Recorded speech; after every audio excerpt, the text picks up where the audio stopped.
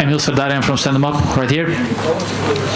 Beautiful fight, very nice performance in your short notice debut, upper weight class. You finished him with a body shot and then some ground and pound. I was watching on Instagram and social media. A lot of people thought that this was an early stoppage, but what did you think? It's not my job to say if it's an early stoppage or not. Herb Dean is a referee, and his job is to say if it's early or not. I'm happy with the finish, so I'm okay with that result.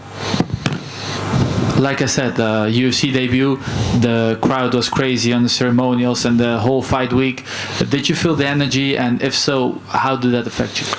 I felt the energy, especially for the ceremonial weigh-in. It really gave me some goosebumps, to make my entrance in front of that public. That much people screaming. It was like better than a pre-workout in terms of energy. And for the fight, I was a bit less connected with the crowd because I was really focused on what mattered about the fight and my opponent. So it was harder to get the energy.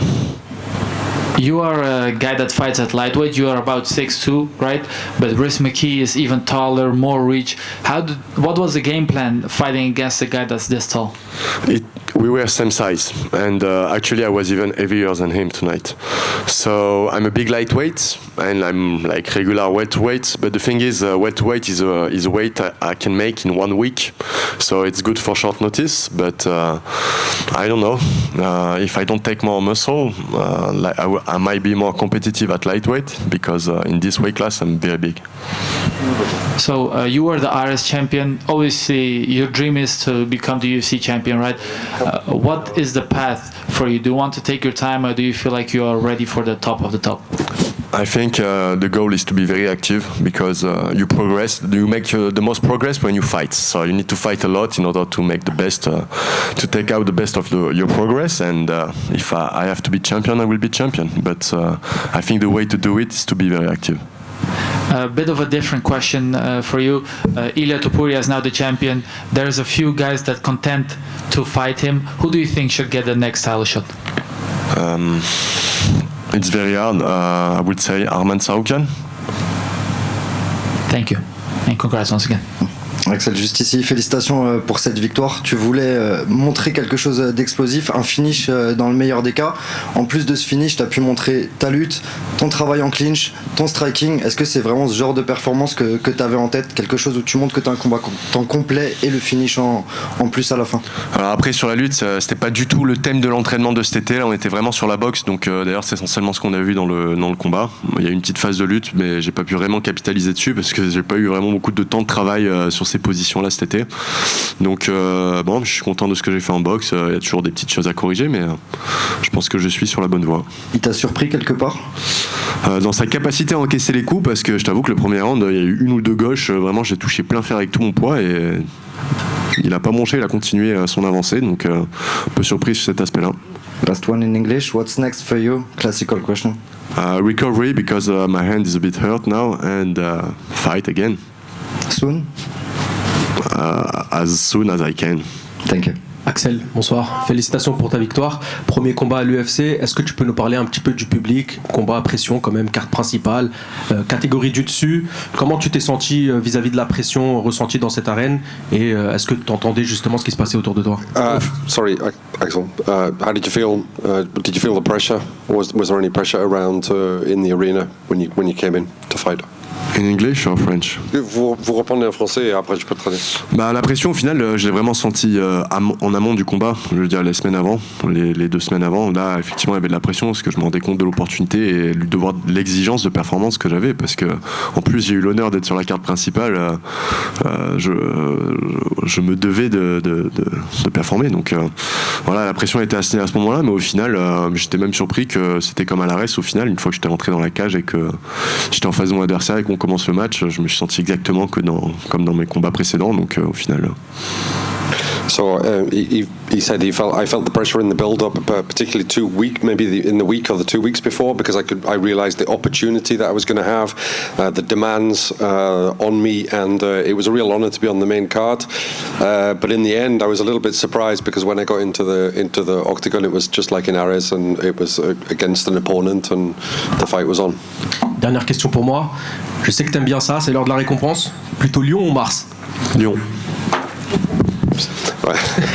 Félicitations. This is his reward, Merci. and he got to choose between the Lion Bar and the Mars Bar. And it was the Lion Bar. Every time? Usually it's Kinder Bueno. But I like to mix it up. Axel. Axel. Non, là, ouais, une pizza, c'est bon. Axel, en français et en anglais. Congratulations for the win. French people was waiting for this fight, for seeing you fight in UFC. We've been waiting for years and years. Now we get it. You delivered with an amazing knockout. How do you feel about it? It's a relief. A little more. How do you feel? It's a relief, because I was really waiting for my shot for the biggest show in MMA, and I had it, and on UFC Paris, on main card, and getting the finish and making a good performance like this, it's a relief, Parfait.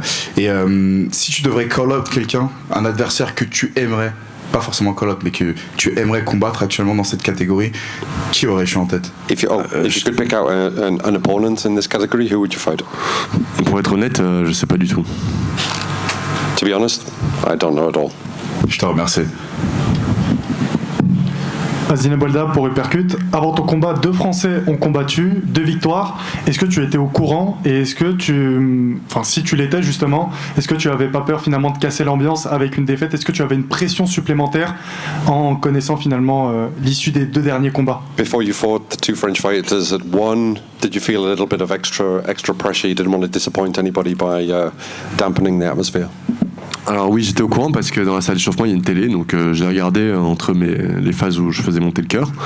Mais après je l'ai regardé totalement déconnecté, sans affect en fait, tout simplement, et je regardais le combat en me disant moi j'aurais fait ci, j'aurais fait ça, ou bien joué, ou vraiment voilà, j'étais concentré sur ce qu'il faisait. Et puis après, plus je m'approche de la cage, moins il y a de pression en fait, parce que plus je me mets dans ma bulle et plus je suis concentré.